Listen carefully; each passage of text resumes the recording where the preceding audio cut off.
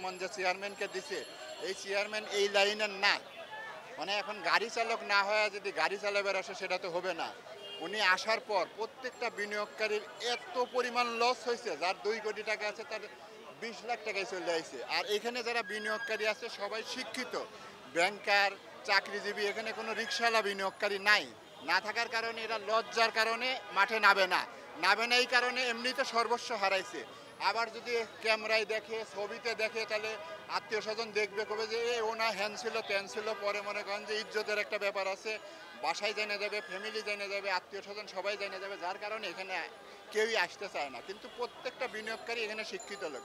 এই যে ব্যাংক চাকরির পাশাপাশি মানে একজন চাকরিজীবী তো আর মরিচের ব্যবসা করতে পারে না, কাঁচামালের ব্যবসা করতে পারে না, তারা এই শেয়ার বাজারে কিছু ইনভেস্ট করে। কিন্তু এমনভাবে শেয়ারের দাম ফালাইছে এই বর্তমান চেয়ারম্যান যোগ্য না, কারণ এই ভদ্রলোক এইটা সম্বন্ধে তার অভিজ্ঞতা নাই।